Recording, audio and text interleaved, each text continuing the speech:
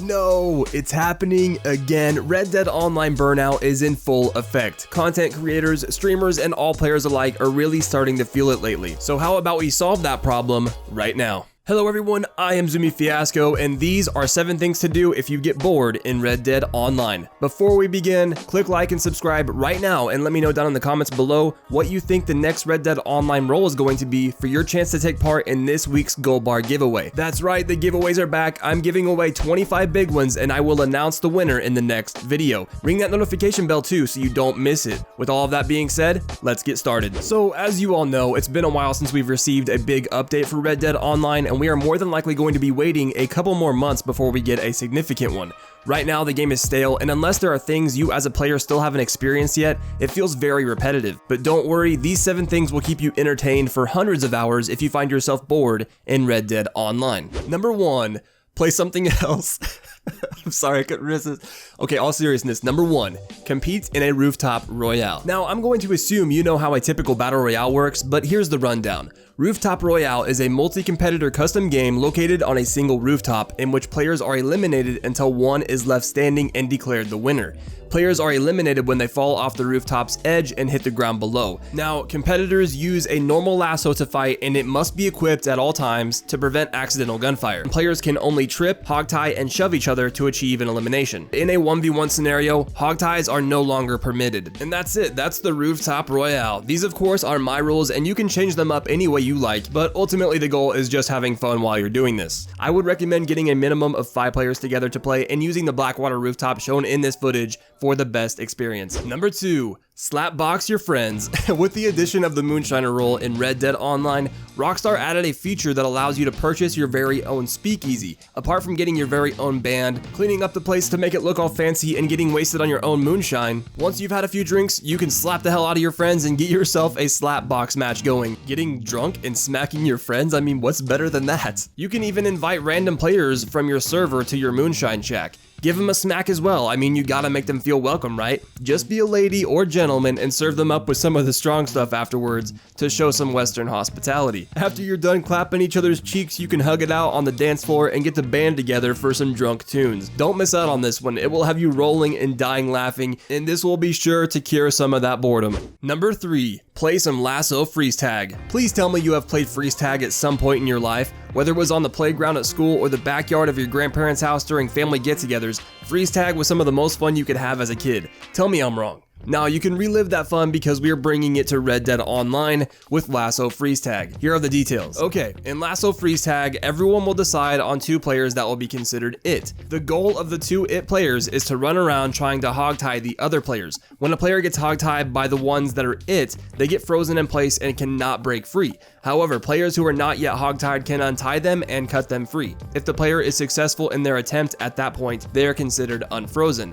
Once all players are hogtied, the round ends and the last players to be hogtied become it for the next round. While it may seem simple, don't underestimate it because this game is actually really entertaining. Oh, and don't forget to specify the play area boundaries before starting so that no one runs too far away. Number 4, run a game of Train Theft Auto. Okay, this one is a bit bizarre because of all the rules and stuff and how you play, but hear me out, you'll have fun if you can get it right. For this game, you're going to need a train, a lasso, a knife or bow, and your horse. Once you have hijacked the train, head to the closest train station or main town and stop the train. In Train Theft Auto, all players gather together standing at the rear of the train at a main town or station. A race to the front of the train to become the driver then ensues. When a player mans the train, they need to keep it moving. Once the train reaches the next station or town, whichever player is driving at that point is crowned the winner. Now, how to play. 1 random player will be chosen to be the starting driver in order to get the train rolling. Once the driver is ready and players are in position at the very back, they will equip the weapon decided upon, whether it was a bow, a knife, or a lasso. The driver will then start a countdown timer from 5 and begin accelerating at 1 second from go. The driver will sound the train whistle indicating players can begin. Players will take off on foot towards the front of the train, but they can't attack each other until passing the second train cart. And if a player dies or gets pushed out of the driver window, or they fall off the train at any point, they can only get back on the train at the very back. Horses can be used to get back on the train as well if you die and you respawn far away. Just make sure that you get on the back and nowhere else on the train. I hope this all makes sense. Essentially, you're just racing to the front of the train, trying to take over the driver's seat, and then once you get to the next station, be the driver at that point in time to be crowned the winner. Number 5, get scared with some Red Dead by Daylight. Okay, it's more fun than scary, but the vibe is what counts. Founded by Granny Dearest over on Twitch, Red Dead by Daylight is a play on the game Dead by Daylight. Red Dead by Daylight has been refined and catered to the way Red Dead Online plays. If you like more horror-driven, suspenseful jump scare games, this will be right up your alley. Let's break it down. Survivors versus killers. Each round will have one killer along with one hidden hogtied hostage. The aim of the game as a survivor is to free the hostage and then survive the entire night. If the hostage does not escape by the end of the night, the killer wins. If all survivors are killed, the killer wins. And lastly, if at least one survivor is left alive when the hostage has escaped, then the survivors win. So pretty simple, right? Now we can break down the rules. Number 1, the killer and the survivors must have their mini-maps turned off. That is essential. Number 2, the killer can only use melee weapons and no throwables. Number 3, the survivors are only permitted to hide within the designated boundaries. Number 4, when inside a building, the killer is only permitted to walk. They cannot run. Number 5, once the hostage is found and untied, they must walk to the exit so they can't run either. Number 6, the hostage can be hogtied again by the killer if found escaping. Number 7, once the hostage has escaped, the survivors are permitted to use lassos on the killer so they have a better chance at survival. And lastly, number 8, dead survivors must wait at a designated location until the round is over so they can't interfere with the game. Then there's the question of where to play. Well, here are a few locations that work great for Red Dead by Daylight.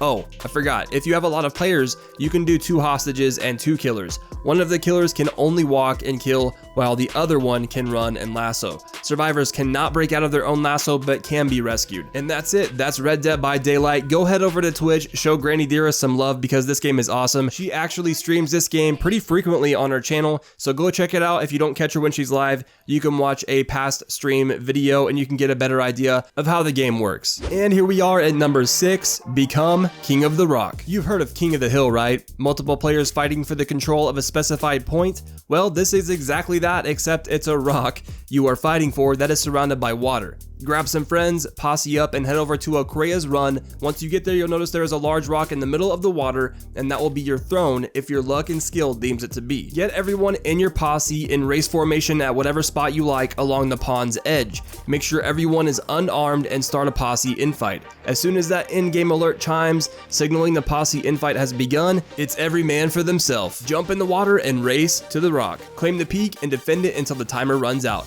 No guns allowed and the use of tonics is prohibited. If you die attacking or defending, swim back to the rock with haste and fight for your place as king. Once the posse infight timer runs out, the last player standing on top of that rock is going to be crowned the king and the winner. And it's as simple as that. But if for whatever reason there are more than one player still standing on the rock when the timer runs out, inform both players to hold up for a second, disband the posse, and then have an overtime fight, and whoever is standing after that will ultimately be crowned king and the winner. If you do encounter the bug in Red Dead Online that prevents you from being able to start up a posse infight, you can simply use the stopwatch on your phone instead. And here we are at the last thing to do if you're bored in Red Dead Online. Number 7, take an off-map expedition. Oh man, this one is seriously a must. This one is personally my favorite. Even if you are not bored in Red Dead Online, drop what you are doing right now and try this out. I promise you will not regret it.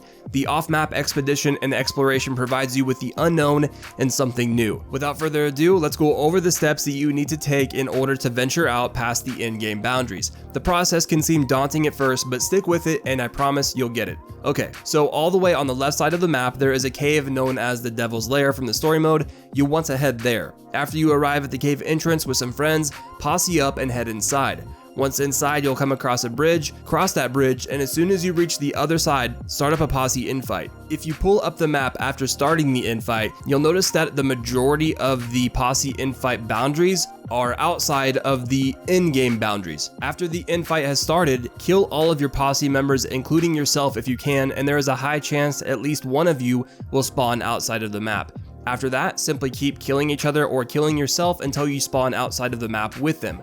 Once you are all outside of the map, you can start your expedition and explore to your heart's content. You'll see all kinds of awesome views and also be able to hang out with the animals because for whatever reason, they will not flee from you when you're outside of the map and they will not react to you really. Predators like bears and wolves won't even attack you. Once you're outside of the map, unfortunately you cannot call for your horse, but that's okay because chances are more than likely you're going to come across a group of wild horses while exploring, and you can break them like normal and ride them around, so it will decrease the time it takes to travel and will make exploring a lot easier. Be sure and capture some screenshots and maybe even record some footage while you're outside of the map because we never know when Rockstar may potentially patch this glitch. Alright everyone, that sums up today's video. I hope these things help ease the burnout and boredom you may be experiencing in Red Dead Online lately. If you did enjoy this video, please be sure and leave a like rating down below to show your support to the channel. And also, if you are a new or returning visitor that has not subscribed yet, please consider doing so alongside turning on notifications so you never miss out on a future video like this one. Oh, and hey, don't forget about the gold bar giveaway